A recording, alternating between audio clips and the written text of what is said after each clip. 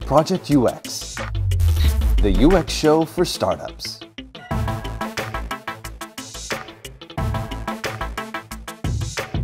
So there's going to be a $320 billion market opportunity in mobile commerce by 2017 in the US. Yet those projections are based off of only 2% of retailers having mobile apps.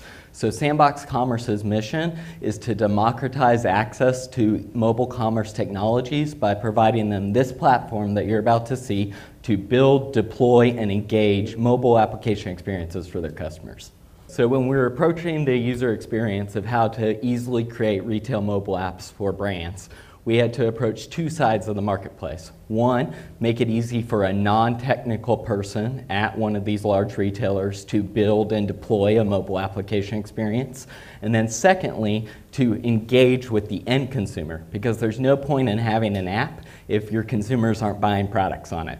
And so we approach that in two different ways. First, by the editor portion of our web application, and that is a 10-step process by which a retail brand who's currently selling online can enter information in these cards on the left, and that, for example, this first card is their app title, their app icons, and see it populate in the iframe on the right. Also, we have a Sandbox Previewer application where they can preview that on their mobile device at any time by logging in with their editor credentials, so they can see it come to life as they're building it. So as they go through the various steps of the editor, they enter their e-commerce credentials, so it integrates with their current inventory. They pick their categories that they want to display in the app, so they have customizability and the pages that are displaying in the iframe, or what gets pulled in and designed. And that's the same with the home page. So we support a lot of different types of content in the app, videos, images, blog posts, etc. And then we also wanted to make it easy to deploy features that often take months to develop. So Facebook login, Google login, push notifications, geo-beacons, all of this is easily accessible to the brands. Once they've gone through that 10-step process, they have access to the utilities menu where they can engage their customers afterwards. So they can go to the push notification screen, for instance, and then they can schedule a variety of push notifications to be sent at times that offer discount codes or specials or beacons based on the analytics of the actions that their users are taking within the app. And this is really what's differentiated us from the rest of the market. Thank you, Ryan. Experts, do you have recommendations? Yeah, I have some. One of the things that I would really encourage you to do is to look at some basic usability principles, or as we call them, heuristics. And there's a few things that kind of step out or jump out to me when I see your interface. You're actually doing some good stuff as well. But let's go back to that initial screen that you had. So when I see the scroll bar bouncing because I need to notify that there's actually the ability to scroll, that's a problem. And when I look at the screen and I see that it's actually a screen within a screen with a scroll bar and another scroll bar that would help manage this list that's on the left, that's problematic. There are some standards that you can look to make that a little bit easier.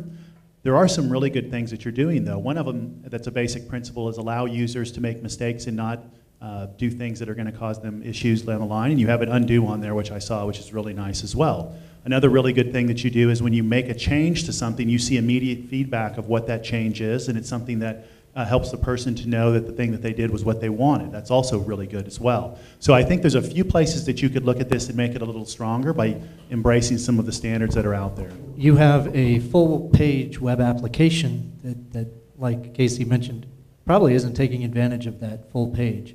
Whitespace is a fantastic thing, but there's also reasons when to use whitespace and when not. So I think you do have room to sort of invest a little more in the area that you can use. Primarily for me, I think you have some key navigational issues. The task flow isn't quite clear, but when I look at that top left, you have your menu button next to your turn off button, next to your save button, next to your undo button. How many accidental errors are you going to incur where somebody goes to click save, but instead they click undo? So this is and I think that's a key area where some usability testing can really help you. I appreciate that. This is actually the admin view, and so since I'm impersonating a client, that's where the turn off, save, and undo is. Admins are humans too. Okay, sounds good. I appreciate that. Thank you. So I think you've got a compelling application here. I think that businesses, spend a lot of money and a lot of time getting themselves set up. And if your back end is working well, then success is in your future. But you could be more successful by optimizing that initial use. So there are things that you can do to make that initial setup very easy. And some of that is that very first use, I would recommend some progressive disclosure. That means that you're just revealing or just asking the questions that are immediately relevant, and you're not allowing any other options until those first steps are done. I think we can definitely use some visual language help. The color palette you have here is maybe not what I would say is most accessible, most usable. I think you can deal with a little bit of typography assistance as well. Also, where's Sandbox? Where's Sandbox Commerce, the name? Where do people know that it's your product? And I know where it is. It's hidden down there in the bottom left-hand corner of your menu. But I think really you want to drive home that people are using Sandbox. I think the core of your product is filling out forms, really. Which forms are required? Which are optional? It looks like I can progress because I have a right arrow without having filled out anything. So I think when you're getting into that information design stuff, that's really going to make a big difference for you.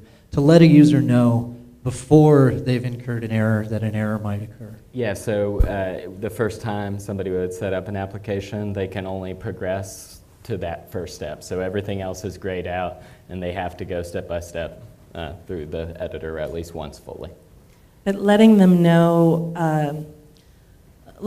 how long the particular form is that they're about to fill out, how many steps, and where they are in that process, and in the overall flow to get the store built.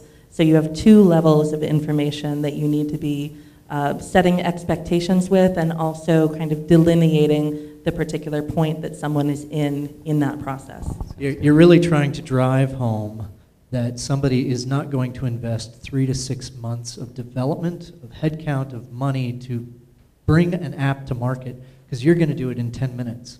You want to let them see that, man, before I even start, this is going to take 10 minutes. Great. Easy. Yeah, sounds good. Appreciate it.